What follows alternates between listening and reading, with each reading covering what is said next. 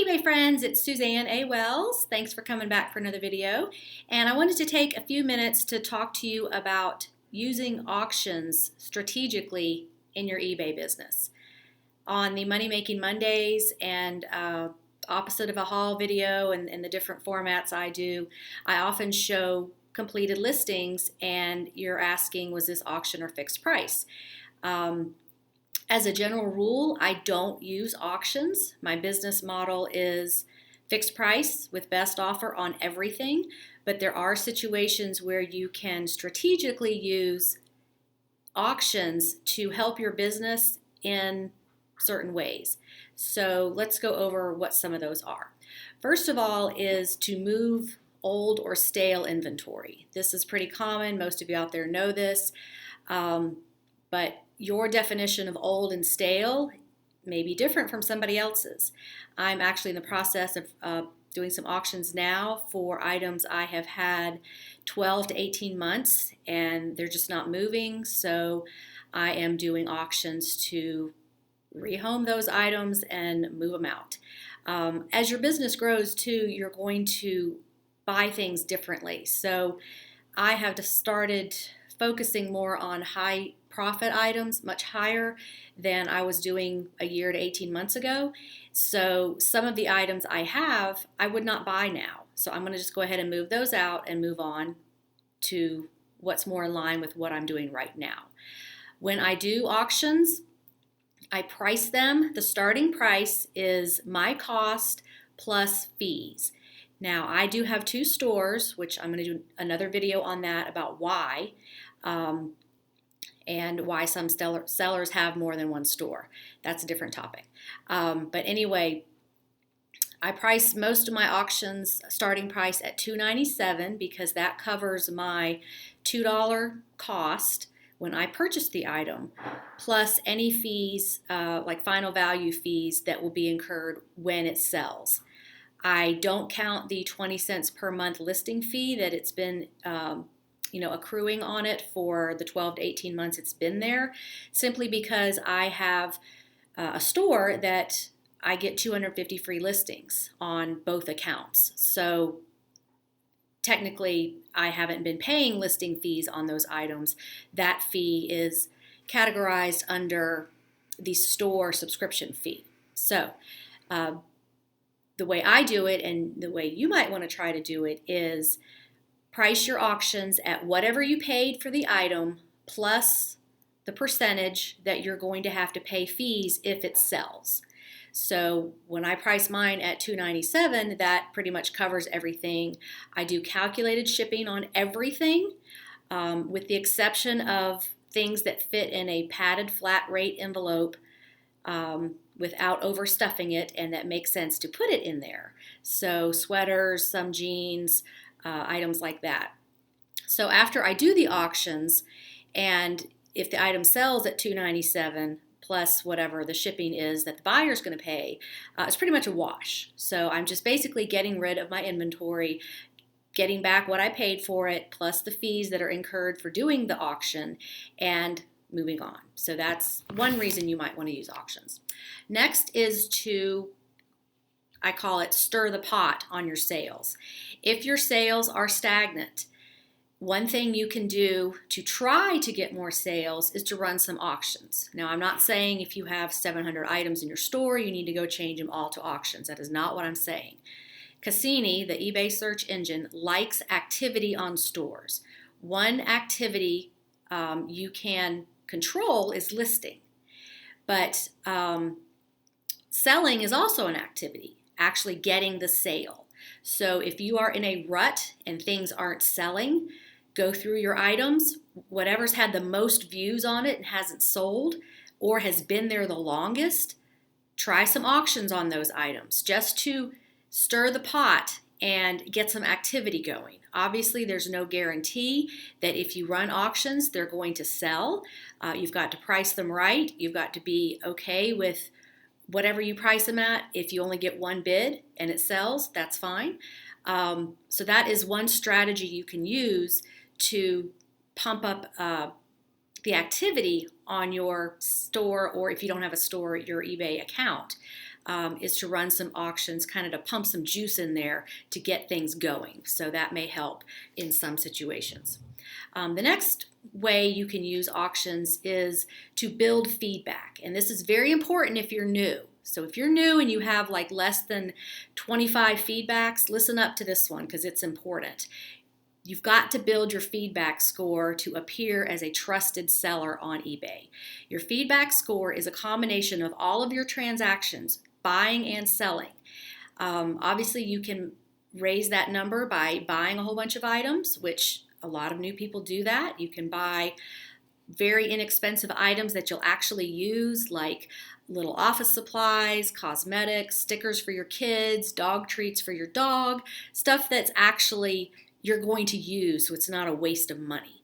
But another thing you can do is mark down or run some auctions so that you'll get more sales. That way you'll get more feedback from buyers, because you can go on the feedback page and look under each tab and say, you know, it's feedback as a seller, feedback as a buyer, total feedback. It's got those tabs. So buyers may be going to your feedback page and looking under feedback as a seller, and if there's only 2 or 3 things there or nothing, then that may affect anyone buying from you. So you want to build up your feedback score as a seller. And one way to do that is to sell things at cost, sell them inexpensively. Use good judgment on this. You're not just going to, put a $50 item up for 99 cents just to get a sale, because that's not good business.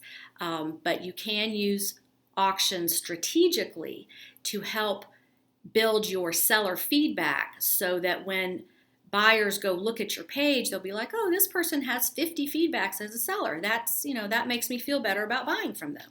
So that's one thing you can do. Another with the building feedback topic is if you are below standard, and I do have a video, I always do it on the wrong side, above a video about how to recover from below standard if you have had things happen to where your listing is limited. You can run some auctions to get some sales that will help pull you out of below standard, because it's all about percentages. So you want to increase your percentage of sales so that you can pull yourself out of below standard and get back on track and get back up to above standard, top rated, whatever you're heading for there. So auctions can help with that. So do check out that video about how to recover from below standard, because it happened to me, and I talked to eBay. This was in 2014. It happened to me, and it was just a combination of things that happened that, it was just like the right, perfect storm for this to happen to me. And yeah, I was embarrassed, and I couldn't believe it, but I worked through it and pulled myself out. So I explained it in that video. So the fourth thing that you want to do strategically by using auctions is to determine the value of an item you have. Now, I generally do this by listing it as fixed price, pricing it high, and seeing what kind of offers come in. So that's one way you can gauge what someone will pay. But another way is to do an auction. But you have to remember, whatever your starting price is, you have to be willing to let it go for that. You have to honor that contract with the buyer if there is one bid on your item. So if you're selling an item that you think is worth $500, or research tells you it's worth that, price it at $4.99, because you want to get at least, or even more than that, because you're going to have your fees on top of that. But you can let the market tell you what it's worth. So nobody really uses reserves anymore on auctions. That's kind of a dead thing. Nobody does that anymore. So you just want to start the auction at the lowest price you're willing to take. And if it goes for more than that, that's just gravy. Yay, good. But I see a lot of people out there doing these 99-cent auctions because they think, oh, my auction's going to get a lot of attention and there's going to be bidding wars. And that, my friend, you are sadly mistaken there, because those days are over unless you have something that is truly limited in number, like event tickets, autographed items, vintage items that are truly rare, like something that's really is from World War II, that type of stuff, maybe it will go that way if you started at 99 cents. The people who do these and are successful, they know what they're doing. They know what they have. They know what it sells for. Sometimes collectors do like these types of auctions that start at 99 cents. But if you are a new person on eBay and you're trying to figure this out, do not start an auction at 99 cents unless you're willing to let it go for that.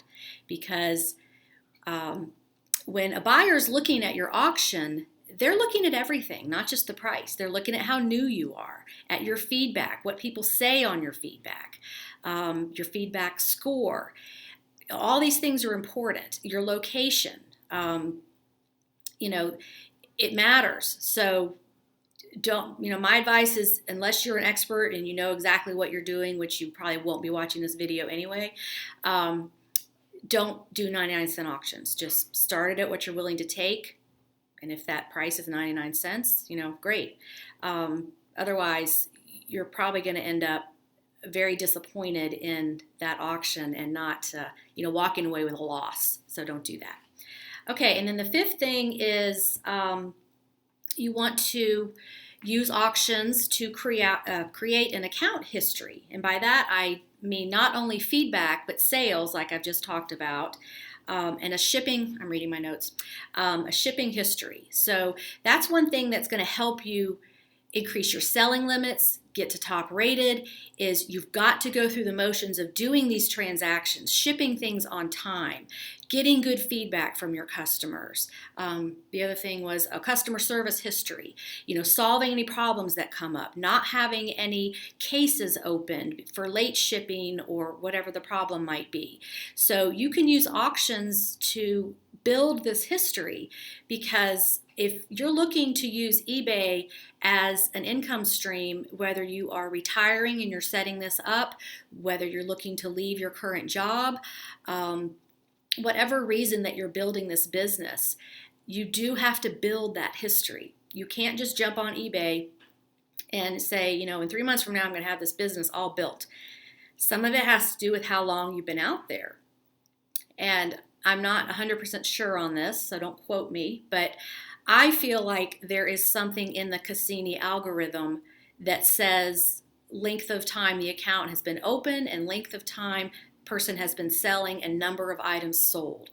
Because I have worked with several clients that have come on to the eBay market, and latest example is one that sells paragliding equipment. I mean, that's a very well-defined niche. And there was a competitor on there that sells the same type of equipment, and the newer guy is doing everything that the established seller is doing, but he cannot place and search the same way. So my only conclusion is that Cassini is looking at length, it's looking at your account history, not just your feedback number and score, but how long has your account been open? How many things have you sold in whatever amount of time they're looking at? How much feedback do you have in a certain time period? Because I have seen this over and over. Newer people with a well-defined product, they're in a niche, they already have either a virtual storefront or a brick and mortar that they're trying to get on eBay, and they're following what the successful competitors are doing as far as pricing, type of listing, whether it's fixed price or auction, best offer, shipping, the type of shipping, whether it's free shipping or calculated, the mode of shipping, whether it's FedEx, USPS, UPS, they're doing everything exactly the same as the successful competitor, but they're not coming up in search, and they're not getting the sales. Now, here I'm just talking about people that have a well-defined product. One was bronze sculptures, one was paragliding equipment, one was like baking, like tools and gadgets and baking accessories, that kind of stuff. People that have a well-defined business that they're trying to perform as well as the competitor. And we're seeing that those lacking an account history are falling short in search. So again, eBay is a marathon. It is not a sprint. Those of you that are out there to do this to build something for your retirement or who want to leave a current job and are doing thrifting and that kind of thing, it's just, you just keep putting one foot in front of the other, just keep working on it every day, and you will get there. As far as the established businesses that are trying to jump over onto eBay and have their business perform exactly the same as it is in their brick and mortar or on their website, it does not work that way. It just doesn't. You have to have that account history. So I know that was long-winded, but so just to review, 5 ways to use eBay auctions strategically. 1 is to move old inventory and at least recover your costs, so basically you're liquidating. Number 2 is to stir the pot with your sales, pump up your sales a little bit to get things rolling again on your account. Number 3 is to specifically build feedback for your seller activity. Number 4 is to determine the value of an item. If you don't know, you can put it on auction. And number 5 is to create and establish a solid account history over time by having activity, feedback, and sales, shipping, customer service, all the things that happen when you make a sale that's going to count toward building your history. So I hope that's helped some of you who are on the fence with should I do auctions or fixed price. And if you look at my eBay store, Atlanta Golf Shop, you will see that sometimes I do them and sometimes they're very low prices. So that's what's going on. I'm generally liquidating stuff. So we'd love your comments below. Any of you auction experts that are collectors or that use the 99-cent auctions, I would love your comments because I know some of you are very successful doing this, but newer people don't have your knowledge and experience, so it's 2 different things. So thanks so much for watching. Have a great day on eBay. Bye.